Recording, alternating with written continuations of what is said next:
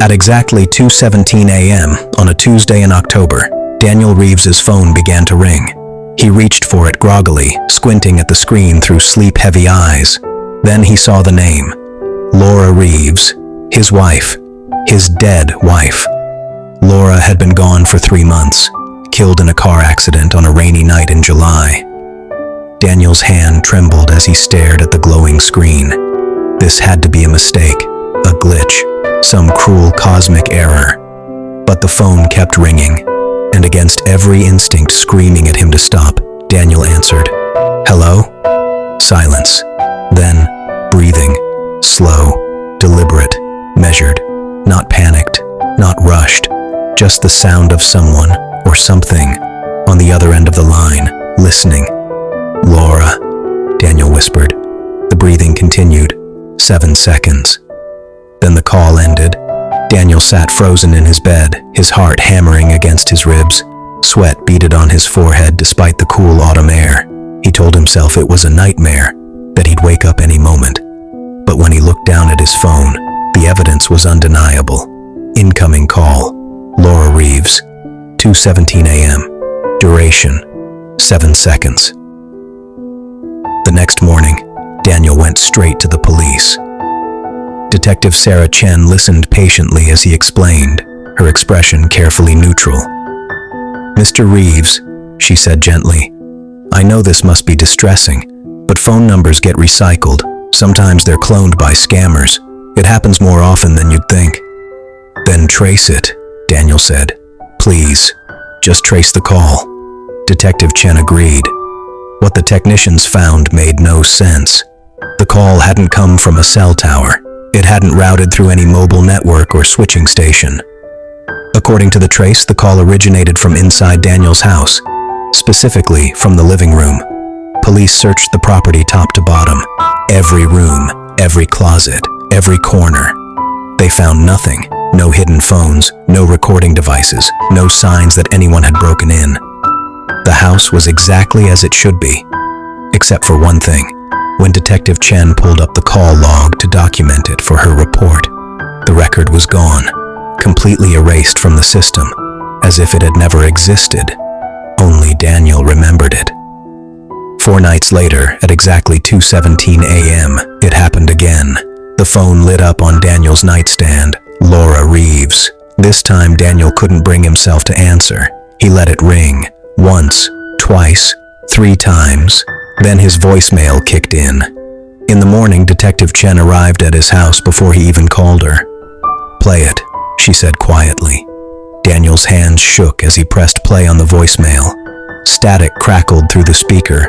Then, through the noise, a voice, whispered, strained, but unmistakably female. Why didn't you stop it? Daniel's face went white. That's her, he breathed. That's Laura's voice. Detective Chen had the recording analyzed by 3 separate audio forensics teams. All of them confirmed the same thing. The voice pattern matched Laura Reeves's vocal signature from old videos and recordings.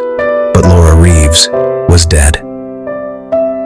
Daniel finally broke down and told Detective Chen the whole story. The night Laura died, they had fought.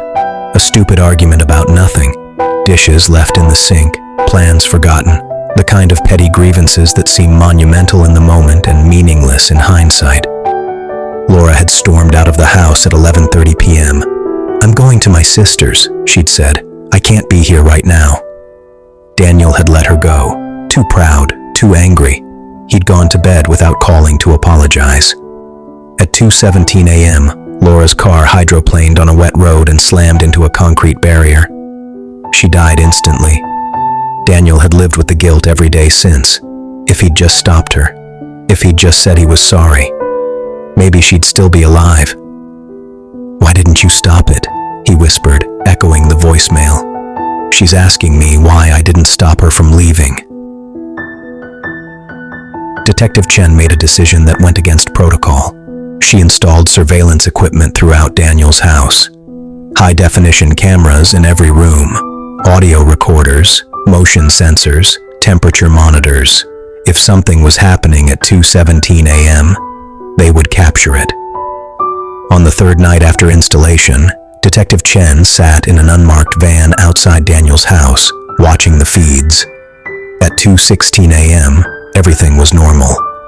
Daniel lay awake in bed, staring at his phone.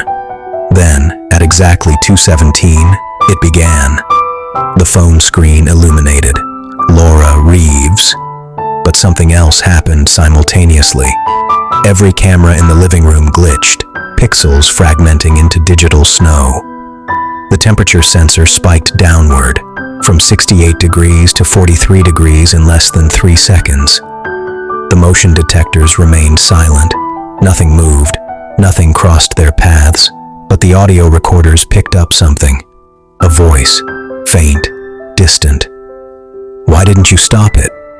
Then, 7 seconds after it began, everything returned to normal. Temperature stabilized, cameras cleared, silence resumed. Detective Chen sat in the van, her mouth dry, her mind racing through explanations that wouldn't come. The calls stopped after that night. The investigation was quietly closed with no official explanation. The department buried the file deep in their archives, marked as unresolved, insufficient evidence. Daniel sold the house 3 weeks later, taking a loss he didn't care about. Before he left for good, he did one final thing. He checked the old landline records. The house still had a traditional phone line that he'd never used. There, buried in the logs, was a single entry. Outgoing call. October 15th, 2:17 a.m. to Laura Reeves's mobile number. The call had been placed from inside the house, 3 months after Laura died. Daniel stared at the record, his blood running cold. The house had called Laura's phone, or something in the house had. He didn't know which possibility terrified him more. Daniel left that day and never looked back. But sometimes, late at night, when he's alone in his new apartment, his phone will light up.